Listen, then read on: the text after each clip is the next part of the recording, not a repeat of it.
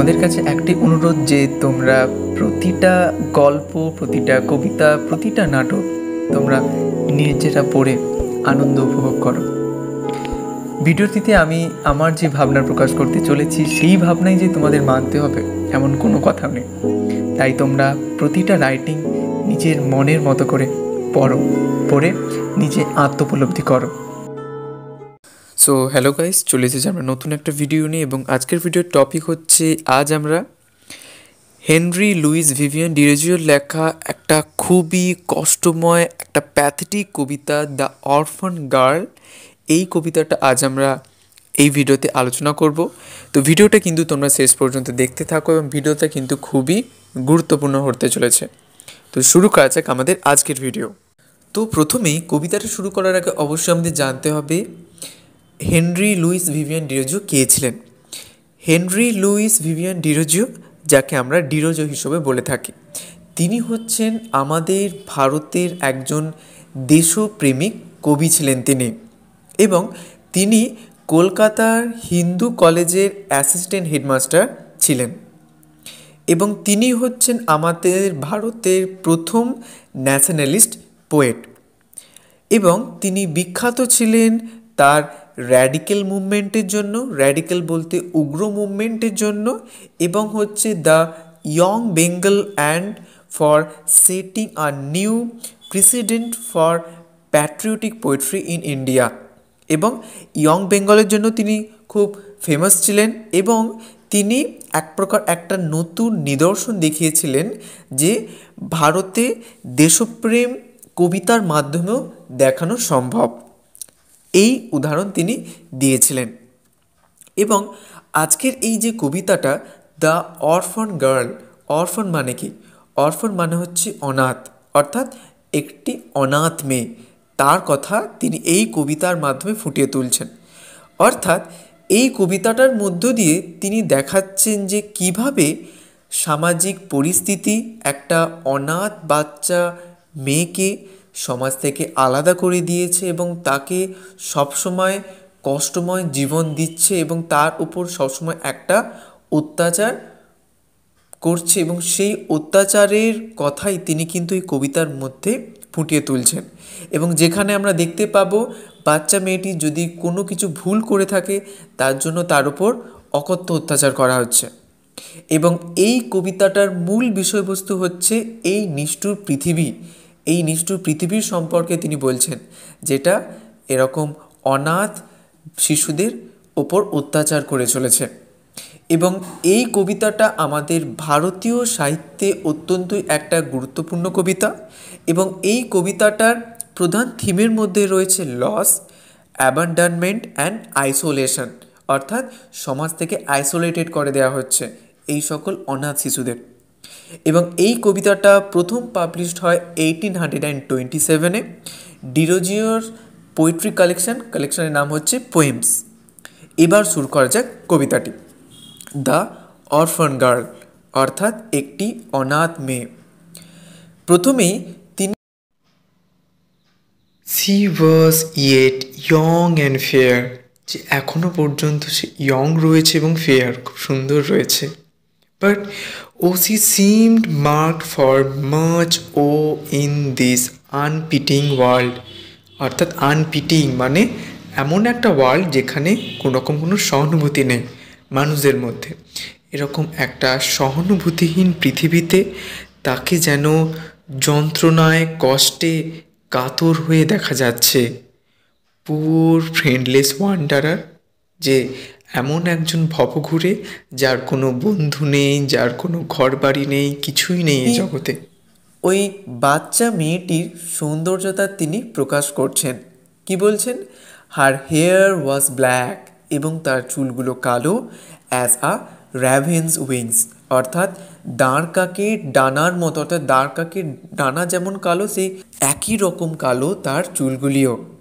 Her cheek the tulips hue did wear, এবং তার চিকগুলো অর্থাৎ গালগুলো যেন টিউলিপ ফুলের আভা বা হিউ যেন ডিড ওয়্যার যেন পড়ে রয়েছে, পরিধান করে রয়েছে। তার গালের মধ্যে এরকম একটা সুগন্ধময় টিউলিপ ফুলের আভা সবসময় বিরাজ করে।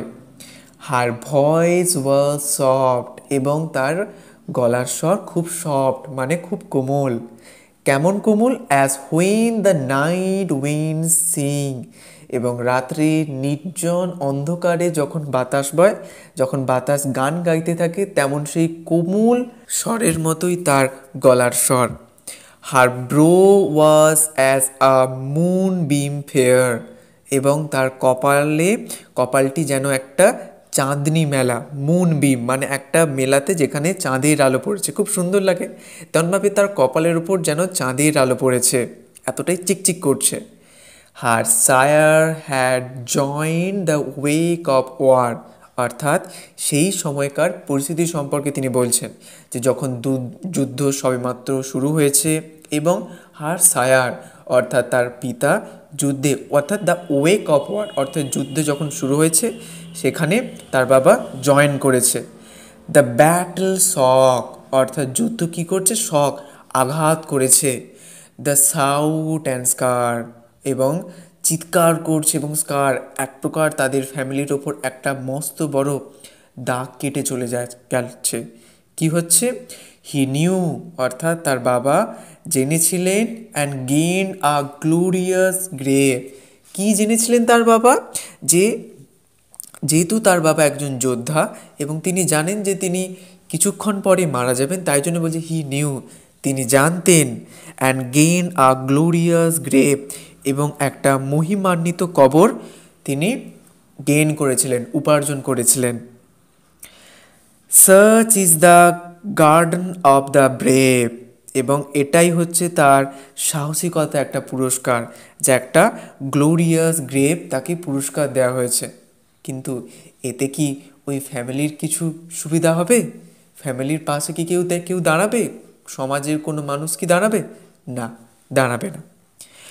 তারপরেই বলছেন her anguished mother suffering heart, এবং তার মায়ের যন্ত্রণাময় এইরকম একটা দুর্দশা হৃদয় could not endure a widow's part, এবং তার মায়ের এই কষ্টময় হৃদয়, উইডোজ পার্ট মানে সেই সময়কার আমলে বিধবাদের ওপর কেমনভাবে সমাজ কুদৃষ্টি দেখত, সেই পরিস্থিতির কথা তিনি ফুটিয়ে তুলেন, যে সমাজে তাদেরকে বিধবাদের আলাদা করে রাখা হতো, তাদেরকে কোনোদিনই সমান চোখে দেখা হতো না। তাই জন্যই, এবং তার সাথে ওই বাচ্চা মেয়েটির মা বিধবার যে যন্ত্রণা এবং তার স্বামী হারানোর যে যন্ত্রণা, সেটা তিনি সহ্য না করতে পেরে কি করলেন?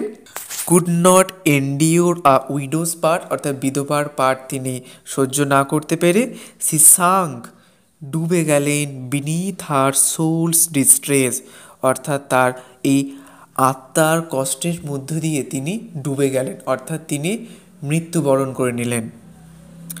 অ্যান্ড লেফট হার ইনফ্যান্ট পেরেন্টলেস, এবং তার যে শিশুটা ছিল সেই শিশুটাকে পেরেন্টলেস, অভিভাবকহীন করে তিনি ছেড়ে চলে গেলেন। কী বা করবেন তিনি আর? বিধবা হিসেবেও তো তাকে সমাজে থাকতে দেবে না, এবং কি করেই তিনি এই সমাজে বেঁচে থাকবেন? তাই জন্যই তিনি পরলোক গমন করলেন। সি হ্যাথ, অর্থাৎ সি হ্যাজ নো ফ্রেন্ড, অর্থাৎ ওই বাচ্চা শিশুটির কোনো বন্ধু ছিল না। অন দিস কোল্ড ব্লিক আর্থ, এই ঠান্ডা অন্ধকারময় পৃথিবীতে কোনো বন্ধু ছিল না তার। To give her a shelter, যে তাকে এরকম কোনো বন্ধু ছিল না যে তাকে শেল্টার, বাসস্থান দেবে, আ হোম, একটা বাড়ি দেবে, অ্যান্ড আ হার্থ, একটা উনান দেবে, যেটা ওয়ার্ম বা একটা কমফোর্ট লাইফ তাকে দেবে। কেউ ছিল না তার পাশে।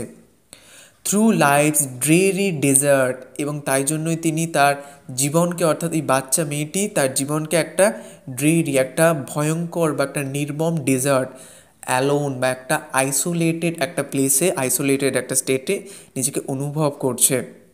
অ্যালোন সি মাস্ট ওয়েন্ট, অর্থাৎ জীবনের নির্মম মরুভূমিতে তাকে একা যেতে হবে। ফর অ্যালাস, এবং তিনি এখানে এক্সক্ল্যামেটরি একটা ওয়ার্ড ব্যবহার করলেন, alas, the rest have never a friend, এবং সমাজ তাকে বলছে যে এরকম হতভাগ্যদের কখনো কোনো বন্ধু থাকে না। এগুলো হচ্ছে সমাজের নিয়ম।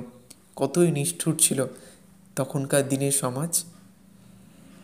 And should see স্ট্রে from virtues way, এবং সে কি পুণ্যের পথ থেকে বিচ্যুত হবে?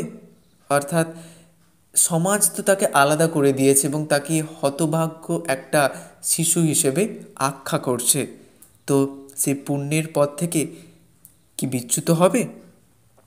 দ্য ওয়ার্ল্ড উইল স্কর্ন, অর্থাৎ সারা পৃথিবী তাকে অবজ্ঞা করবে। অ্যান্ড ইট স্কর্ন ক্যান স্লে, এবং এই রকম অবজ্ঞা তার আত্মাকে মেরে ফেলবে। অর্থাৎ এই লাইনে ওয়ার্ল্ডকে তিনি একটা শর্টের সাথে তুলনা করছেন। শর্ট যেমন অন্য কাউকে হত্যা করে, তেমনইভাবে এইরকম সমাজের নিয়ম বা সমাজের ক্রিটিসিজম, নিন্দা অপরকে করা, যেটা তার অন্তরের মধ্যে যে আত্মা রয়েছে সে আত্মাকে মেরে ফেলবে। আবার এক্সক্লামেটেড ওয়ার্ড তিনি ব্যবহার করলেন, সেম, লজ্জা, hath enough to ring the breast, যে তার লজ্জা কি করছে, তাকে সারা শরীরে কাঁপিয়ে দিচ্ছে। With a weight of sorrow, এবং দুঃখের একটা ওজন নিয়ে। অ্যান্ড গিল্ট অপ্রেসড, এবং নিজেকে একটা অপরাধী বোধ মনে করছেন তিনি। But oh it is coldly cruel to wound, অর্থাৎ এটা বেশ ঠান্ডাময় একটা নিষ্ঠুর, টু আউন্ড ক্ষত সৃষ্টি করার মতো, যেটা তাকে সবসময় আঘাত করছে, সবসময় কষ্ট দিচ্ছে, যন্ত্রণা দিচ্ছে, বেদনা দিচ্ছে। The bosom whose blood must goes unbound, অর্থাৎ তার বক্ষ যেখানে সীমাহীনভাবে রক্ত প্রবাহিত হবে। কেন? কারণ তার তো কোথায় বাসস্থান নেই, খাওয়ার কোনো কিছুই নেই। একাকিত্বে তিনি রাস্তার ধারে দাঁড়িয়ে রয়েছেন, এবং কিছুদিন পর তিনিও তো মারা যাবেন। তাই জন্য বলছে যে তার বক্ষ দিয়ে যেন একটা রক্তের স্রোত বইতে থাকবে। No tear is so bright, এবং কোনো চোখের জলই এতটা ব্রাইট নয় যেটা মানুষদের মনের অভ্যন্তরে সিম্প্যাথি নিয়ে আসবে। As the tear that flows, এবং চোখের জল অশ্রু যেটা ফ্লোজ বইছে, ফর ইরিং ও ম্যানস আনপিটিয়েড ওস, যে এরকম একটা অসহায়পূর্ণ নারীর দুর্দশা দেখে কেউ কোনো সহানুভূতি দেখাবে না। And blessed be forever his honoured name, এবং লাস্ট লাইনে কবি সকল রিডারদের আবেদন করছেন যে ব্লেসড বি ফর এভার, শুভ কামনা করি সেই সকল সম্মানিত নামের জন্য যারা কি করছে, হু শেল্টার্স, এবং যারা বাসস্থান দেয়, অ্যান্ড অরফান, অনাথদের বাসস্থান দেন, ফ্রম সরো অ্যান্ড সেম, দুঃখ এবং লজ্জা থেকে যাদের বাসস্থান দেন, তাদের নাম চিরদিন হচ্ছে অনার্ড হয়ে থাকবে, সম্মানিত হয়ে থাকবে। এই বলে অরফান গার্লের কবিতাটার মধ্যে তিনি সকল রিডারদের এই অনুরোধ করছেন যে তোমরা এই সকল অসহায়পূর্ণ মানুষদের পাশে তোমরা দাঁড়াও, তাদের হাতটি শক্ত করে ধরো। এই বলে হেনরি লুইস ভিভিয়ান ডিরোজিও তার এই যে কবিতা দ্য অরফান গার্ল, এই কবিতার সমাপ্তি ঘটালেন। তো এই ছিল আমাদের আজকের কবিতা। ভিডিওটা তোমাদের কেমন লাগলো অবশ্যই তোমরা কিন্তু কমেন্টে জানিও। আর যদি তোমাদের কোথাও কোনো প্রশ্ন থাকে অবশ্যই তোমরা কিন্তু কমেন্টে জানাতে ভুলো না যেন।